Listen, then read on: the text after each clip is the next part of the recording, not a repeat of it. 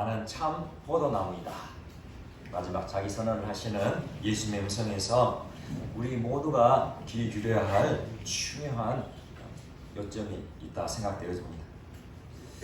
우리의 삶이 마지막이라 생각되어질 때, 이것이 내 인생의 마지막 말이라 생각되어질 때, 누구나 자신이 가장 귀한 가치로 여겼던 것들에 대해 말할 것입니다. 예수님은 지금 자기 자신이 가장 귀중한 가치로 여겼던 자기 선언을 하고 계신 거죠. 이제 내일이면 십자가의 사역을 감당하셔야 할 예수님이세요.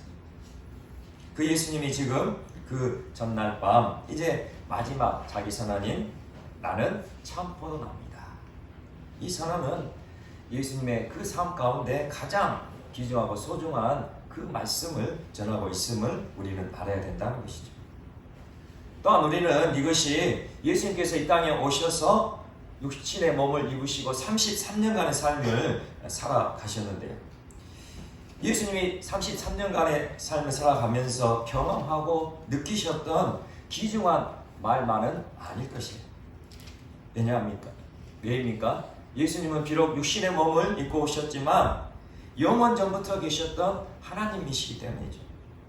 그러므로 지금 영원 전부터 하나님으로 존재하셨던 예수님이 영원 전부터 품고 계셨던 가장 귀중한 말씀을 전해주고 계심을 믿으시기 바랍니다. 예수님이 영원 전부터 품고 계셨던 가장 소중한 그 말씀이 오늘 들려지고 있다는 사실을 기억하시기 바랍니다. 예수님은 영원 전부터 간직하고 계셨던 가장 귀중한 선언을 우리 모두에게 전해주고 싶으신 거예요. 예수님의 이 깊은 뜻, 예수님의 이 깊은 마음을 우리가 조금이라도 헤아릴 수 있다면 오늘 이 말씀이 우리의 인생을 뒤집어 놓는 능력의 말씀이 되어질 것입니다. 생명의 말씀이 되어질 줄 믿습니다. 예수님은 마지막으로 우리 모두에게 자신이 참 포도나무이심을 선언하고 계시는데요. 오늘 1절 말씀 함께 같이 읽도록 하겠습니다. 1절 시작. 나는 참 포도나무요 내 아버지는 농부라. 아멘. 나는 참 포도나무요 내 아버지는 농부라. 영원 전부터 간직하고 계셨던 예수님의 마음과 공감하면서 다시 한번 큰 소리로 한번 읽겠습니다. 다시 한번 읽겠습니다. 1절 시작. 나는 참 포도나무요 내 아버지는 농부라. 아멘. 예수님은 자기 자신이 참 포도나무이심을 선언하시면서 먼저 하나님 아버지께서 이 포도나무를 경작하시는 농부라 그렇게 말씀하고 계세요. 이것은 무엇을 의미하는 걸까요? 예수님 자신도 농부이신 하나님 아버지께 의존하는 존재임을 드러내고 계시고 있음을 우리는 알아야 됩니다. 여기에서 늘 예수님께서 하나님 아버지를 존중하며 하나님 말씀에 순종하시는 겸손한 삶을 살아가셨던 것을 알게 된다는 것이죠. 그 사람이 겸손한지 그 사람이 교만한지는 그의 말을 들어보면 알 수 있죠. 겸손한 사람은 늘 상대방을 존중하고 자신의 부족함을 드러내면서 상대방을 높이는 말을 하지만 교만한 사람은 늘 상대방을 깎아내리죠. 교만한 사람은 상대방을 높인 척 하면서도 은근히 자신의 잘남을 드러냅니다. 그렇지만 예수님은 그러지 않으셨어요. 예수님은 겸손의 왕이셨습니다. 예수님은 늘 겸손이 무엇인지를 직접 보여주시고 실천하셨던 분이셨습니다. 이 마지막 7번째 자기 선언을 하시기 전에도 예수님이 무슨 일을 하셨냐면 예수님은 제자들의 발을 손수시켜 주셨어요. 그 당시 아무도 제자들의 발을 씻어주는 스승은 없었습니다. 겸손히 예수님의 그 손길이 제자들의 발에 손이 닿았던 것입니다. 이러한 예수님의 겸손한 모습, 예수님의 겸손한 삶, 제자들에게는 마땅치가 않은 모습이었어요. 왜냐하면 힘이 없고 나약해 보이기 때문이죠. 제자들은 예수님이 가신 그 큰 능력, 그 큰 권능으로 그 로마의 압제자들을 물리치고 정치, 경제의 개혁을 확 이루어 주시기를 원했던 것입니다. 제자들은 예수님께서 강력한 힘을 휘두르는 왕으로서 조국 이스라엘을 해방시켜 주시기를 원했던 거죠. 그런데 자신들의 영혼과는 동떨어진 예수님의 이 겸손한 모습을 본 제자들, 그 제자들 중에 한 사람인 가룟 유다는 분개하면서 결국 예수님을 은 30에 팔아버리기까지 하죠. 그러나 우리가 알아야 할 것은 예수님은 우리에게 혁명을 이루거나 엄청난 일을 이루기를 원치 않으신다는 사실입니다. 예수님은 우리도 예수님처럼 겸손한 자가 되기를 원하신다는 거예요. 예수님께서 하나님 아버지를 의지하신 것처럼 하나님의 뜻에 순종하며 우리들도 하나님을 의지하며 그렇게 겸손한 삶을 살아가기를 원하신다는 거예요. 하나님 아버지를 의지하며 하나님의 뜻에 순종하기를 그렇게 원하신다는 거죠. 빌보서 2장 5절에서 8절입니다. 너희 안에 이 마음을 품으라. 곧 그리스도 예수의 마음이니 그는 근본 하나님의 본체시나 하나님과 동등됨을 취할 것으로 여기지 아니하시고 오히려 자기를 비워 종의 형체를 가지사 사람들과 같이 되셨고 사람의 모양으로 나타나사 자기를 낮추시고 죽기까지 복종하셨으니 곧 십자가에 죽으심이라. 아멘. 예수님은 삼위일체 하나님이셨어요. 하나님의 본체이셨죠. 그러나 예수님은 결코 하나님보다 앞서지 않으셨고 오직 하나님의 뜻에 순종하시며 죽기까지 복종하셨습니다. 우리의 삶 속에서 이 겸손한 모습이 날마다 드러나기를 간절히 축원합니다. 아멘. 나를 드러내고 내가 인정받고 내가 존중받으려고 서로에게 상처를 주는 그런 삶이 되지 않기를 간절히 소망합니다. 아멘. 오히려 내 자신을 비워 종의 형체를 가지고 철저히 자신을 낮추셨던 예수님을 닮아감으로 주위에 있는 모든 사람들에게 기쁨을 주고 평강을 주고 희망을 불어 넣어주는 우리의 모든 삶이 되시기를 간절히 축원합니다. 정말로 우리가 이런 삶을 살아가기 원한다면 진정으로 이러한 삶, 우리 주위에 있는 사람들에게 기쁨을 주고 평강을 주고 희망을 줄 수 있는 그런 삶을 살아가기를 원하신다면 오늘 우리에게 주신 이 말씀을 우리 마음속에 간직해야 됩니다. 참 포도나무이신 예수님께 붙어있는 가지가 되어야 하는 거죠. 예수님은 자기 자신이 참 포도나무라고 말씀하셨습니다. 예수님이 자기 선언을 하시면서 구차하게 포도나무 앞에 참이라는 접두사를 붙이셨어요. 이 참이라는 접두사를 붙이셔야만 이유가 무엇일까요? 예수님은 자기 자신이 참 포도나무다라고 이렇게 선언하셨다는 거죠. 우리는 이 말씀에서 이 세상 가운데 참 포도나무가 아닌 가짜 포도나무도 있음을 알아야 된다는 거예요. 지금 예수님은 거짓으로 가득 찬 그 가짜 포도나무에 속지 말라고 그렇게 우리에게 경고하고 계심을 믿으시기를 바랍니다. 마지막 때를 살아가는 우리 모두에게 다가오는 미혹과 시험을 주의하라 그렇게 예수님께서 당부하고 계신 거예요. 지금 이 시대에 살아가고 있는 수많은 사람들, 특별히 예수님을 믿고 교회에 다니던 기독교인들 얼마나 많이 이단에 미혹되어서 그 영혼이 망가지고 있는지를 생각해 보면 예수님의 마음을 조금이나마 이해할 수 있는 거죠. 이단에 넘어간 사람들을 보면 우리도 안타까운 마음이 들죠. 불쌍하게 그렇게 생각될 때도 있어요. 그러나 우리가 한번 생각해 보면 정말로 이단에 넘어간 사람들, 예수 그리스도를 믿지 못하고 죽어가는 그 영혼들을 볼 때 정말 내 안에 눈물로 애통함이 있는가 한번 생각해 보게 됩니다. 그 애통하는 그 눈물 대신에 혹은 이런 생각들이 우리 안에 있지 않았습니까? 자기들이 믿음 없어서 이단에 넘어간 것을 어떻게 할 수 있나요? 이런 마음이 우리 안에 들 수 있다는 거죠. 그래서 그들이 돌이켜 회개하기를 기도하지만 내 마음에 그들 향한 절절함이 묻어나오지 않을 때가 있다는 거예요. 하지만 예수님의 마음, 나는 참 포도나무이다 그렇게 선언하시는 예수님의 마음, 찢어지는 아픔이요, 애끓는 고통이 이단에 빠져서 망가져가는 그 영혼들뿐만 아니라 참 포도나무이신 예수님을 만나지 못하고 죽어가는 그 영혼들을 바라보시는 우리 예수님의 마음, 애끓는 고통인 거죠. 마태복음 9장 36절입니다. 예수님께서 무리를 보시고 불쌍히 여기시니 이는 그들이 목자 없는 양과 같이 고생하며 기진합니다.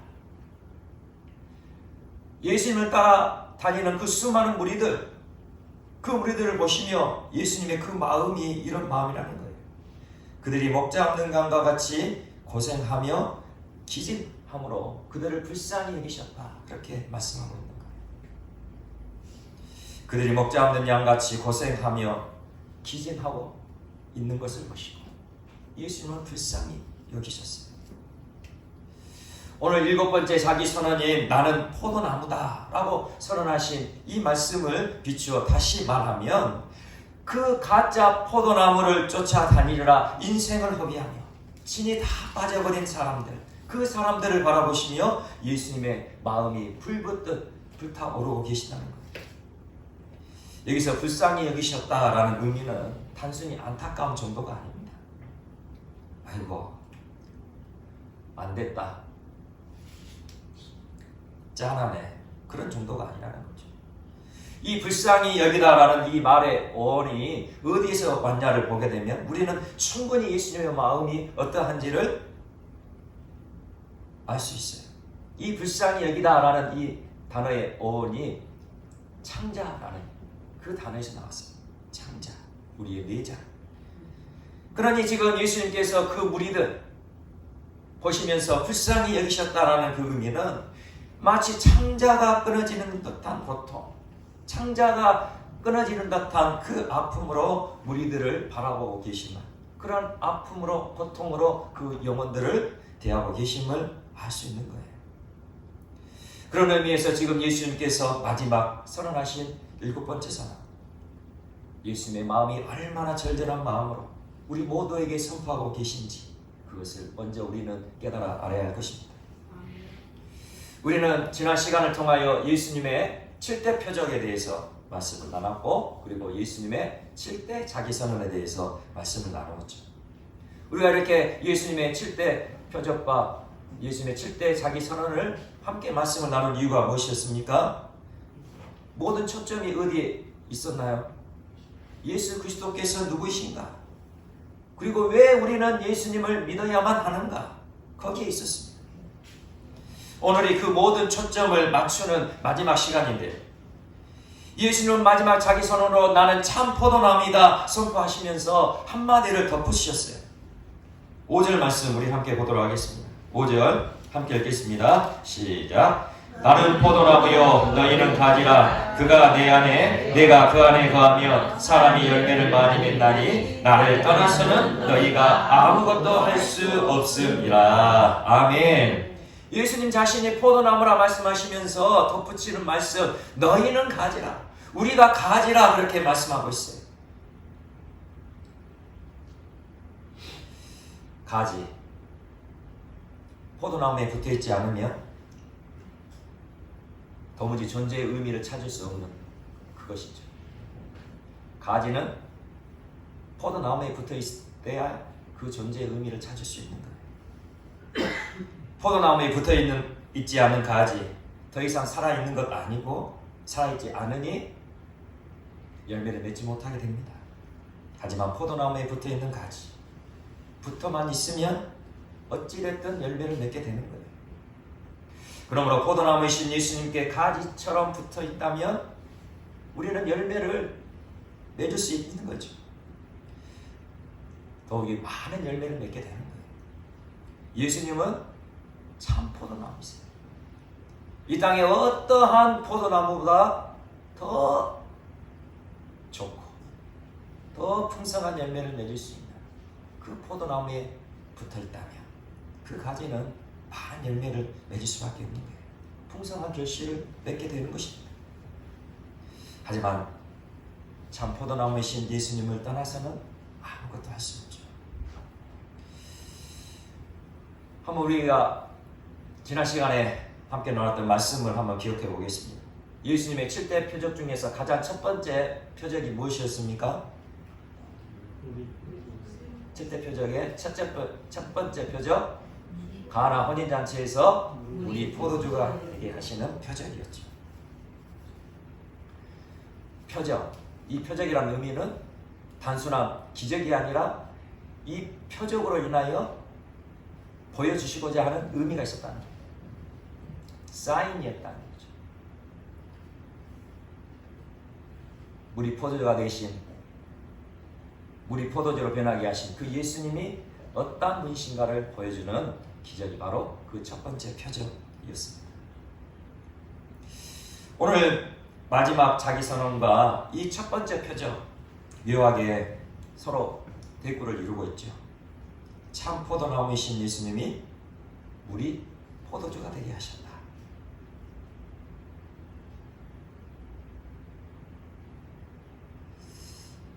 잠시 가나 혼인잔치 이야기로 한번 되돌아보겠습니다. 가나의 혼인잔치가 있어서 예수님과 제자들 그리고 예수님의 어머니 마리아가 그 잔치에 초대를 받고 참여하셨습니다. 그렇게 웃음소리가 흘러나오고 어깨춤이 쳐주고 잔치에 한참 흥이 돋고 있는데 청천벽력 같은 일이 발생하죠. 포도주가 떨어져 버린 거예요. 포도주가 떨어져 버린다면 잔치가 더 이상 진행될 수 없고 손님들은 다 이제 자기 집으로 돌아가야 되는 거예요. 흥겨운 잔치가 한순간에 냉랭해지고 그 참여했던 모든 손님들의 얼굴이 굳어져 버릴 위기가 다가온 거죠. 이때 예수님께서 물이 포도주가 되는 표적을 보이셨어요.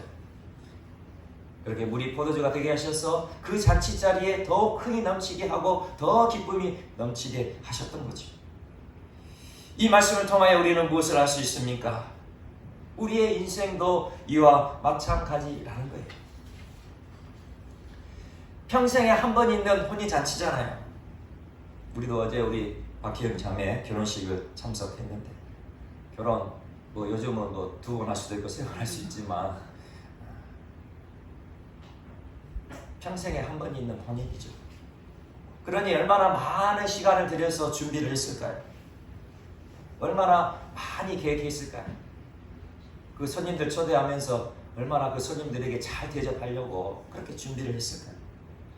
그런데 우리 인생이 내 마음대로 내 뜻대로 되지 않는다는 거예요. 세상에서의 기쁨은 오래 가지 않는다는 거죠. 세상에서의 기쁨은 금방 사라집니다. 오늘 혼인잔치처럼 말이죠. 그렇게 애쓰고 노력하고 땀 흘려 준비했어도 포도주가 떨어질 때가 있다는 거예요. 우리 인생은 늘 부족한 인생이죠. 늘 결핍 속에 근심하고 염려합니다. 최선을 다하고 열심히 땀을 흘리고 노력하지만 혼인잔치에 포도주가 떨어진 것처럼 전전긍긍한 삶을 살아간다는 거예요. 잠시의 기쁨, 잠시의 행복을 느낄 때도 있어요. 그러나 여전히 기진맥진한 삶의 반복이죠.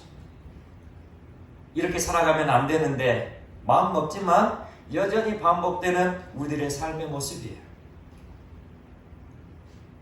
하지만 예수님이 함께 하시면 우리 삶이 변화될 줄 믿습니다. 예수님이 함께 하시면 기쁨이 풍성할 줄 믿습니다. 예수님을 만나면 이전에 맛보지 못했던, 예수님을 만나면 결코 이전에 경험하지 못했던 기쁨으로 충만하게 될 것입니다. 오늘 본문 말씀 이후에 11절에 이렇게 말씀합니다. 예수님께서 말씀하신 거죠. 내가 이것을 너희에게 이루면 내 기쁨이 너희 안에 있어 너희 기쁨을 충만하게 하려 함이라. 나는 참 포도나무라.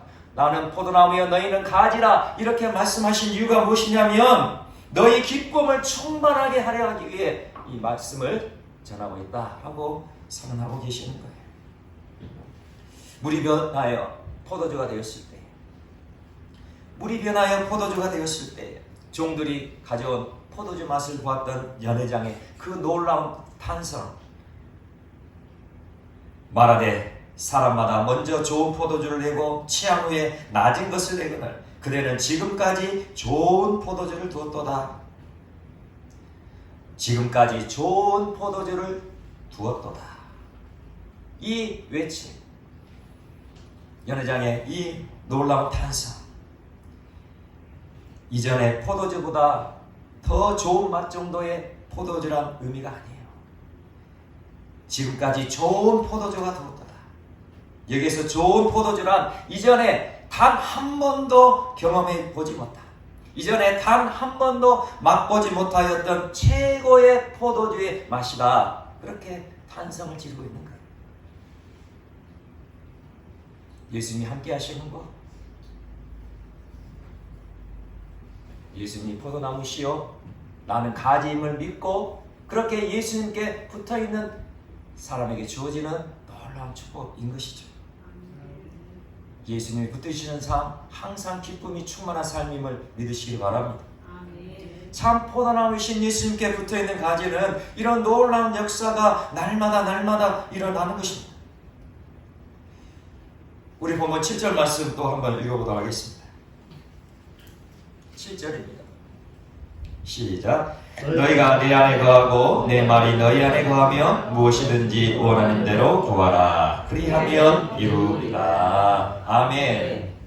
참 포도나무이신 예수님께 붙어있는 가지된 모든 사람들에게 허락하시는 놀라운 축복, 약속의 말씀인데요. 너희가 내 안에 거하고 내 말이 너희 안에 거하면 무엇이든지 원하는 대로 구하라. 그리하면 이루리라. 무엇이든지 원하는 대로 구하라. 그리하면 이루리라. 아멘. 아멘. 우리의 눈과 우리의 마음을 확 사로잡는 말씀 아닌가요? 무엇이든지 원하는 대로. 우리가 그토록 바라는 바 아닙니까? 무엇이든지 원하는 대로. 정말 우리의 마음이 흥되지 않습니까? 진짜로 무엇이든지, 진짜로 내가 원하는 대로 다 되는 거야?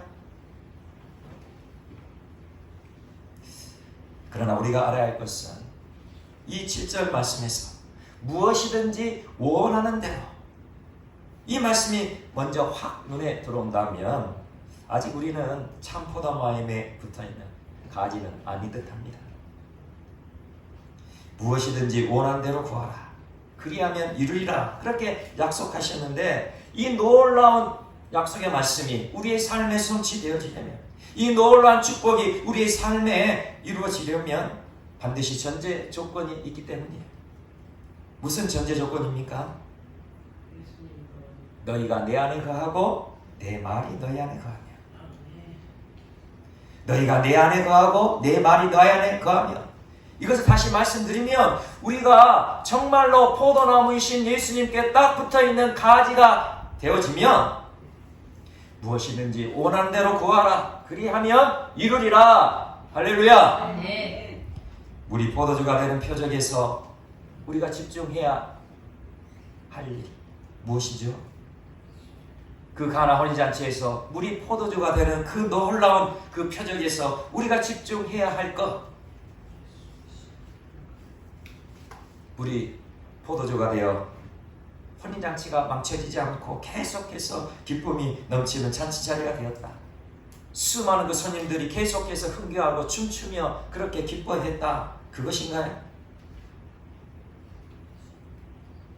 그것이 우리가 집중해야 할 일입니까?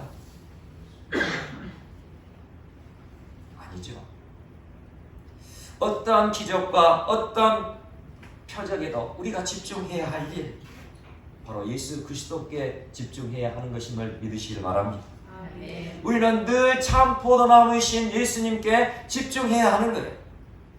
물이 배다여 포도주가 된 기적이 아니라 그 기적을 일으키신 예수님께 우리의 마음이 고정되시기를 간절히 축원합니다. 아멘. 참 포도나무이신 예수님께 붙어있는 가지가 되었는지 그것에 집중할 수 있는 우리 모두가 되시기를 간절히 소망합니다. 아멘. 우리가 포도나무이신 예수님께 붙어있는 가지가 된다면 분명히 우리의 생각은 달라지죠. 우리가 포도나무이신 예수님께 붙어있는 가지가 된다면 우리의 삶의 가치가 달라지고 우리의 삶의 목적은 반드시 달라지게 되는 것이에요. 그렇게 삶이 변화되게 되면, 우리의 삶의 가치가 달라지게 되면 무엇이든지 원하는 대로의 그 내용 자체도 달라지게 된다는 거죠. 이전에는 세상의 가치를 위한 그것을 기도했어요.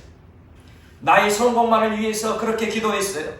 나의 건강만을 위해서 그렇게 기도했어요. 그러나 정말 우리가 예수님을 만나게 되면, 정말 우리가 예수님을 내 마음속에 구주와 주님으로 영접하게 되면, 정말로 우리가 참 포도나무이신 예수님께 붙어있는 가지가 된다면, 세상의 가치를 위한 그 기도의 내용이 하나님의 나라를 위한 기도의 내용으로 바뀌어진단 말입니다. 성공을 구해도 우리가 성공을 구할 수 있죠. 그러나 그 성공이 나를 위한 성공이 아니라 하나님 나라를 위한 성공을 구하게 되는 거죠. 건강을 구할 수 있습니다. 몸이 약하고 질병에 걸렸는데 우리 건강 위해 기도해야죠. 그러나 건강을 구해도 나를 위한 건강이 아니라 하나님 나라를 위한 건강을 주시라고, 하나님 나라를 위해 일할 건강을 주시라고, 그렇게 기도의 내용이 바꿔진다는 거죠. 그렇게 무엇이든지 원하는 대로 구하면 반드시 주님이 이루어 주실 줄 믿습니다. 오늘 약속에서 그렇게 분명히 약속하셨잖아요. 주님의 약속, 하나님의 약속은 반드시 이루어집니다.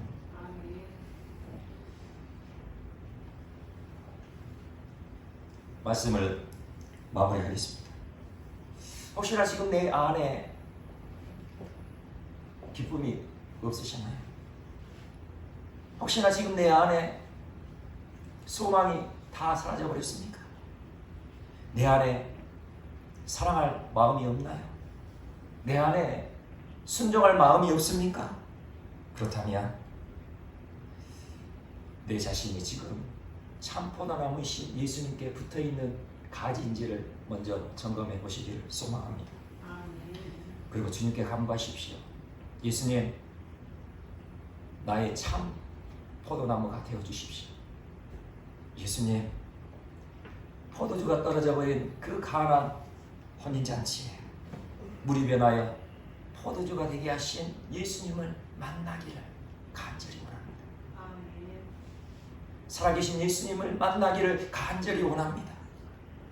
그렇게 간절히 기도하면 반드시 좋으신 예수님 우리를 만나주시고 우리의 심령을 붙들어 주실 것입니다. 물이 변하여 포도주가 되게 하실 것입니다. 애통이 변하여 춤을 추게 하실 거예요. 슬픔이 변하여 기쁨이 가득하게 하실 거예요. 기쁨으로 충만하게 하실 것입니다. 반드시 우리의 삶을 이렇게 세우시고 풍성하고 좋은 열매들을 맺게 하실 것입니다.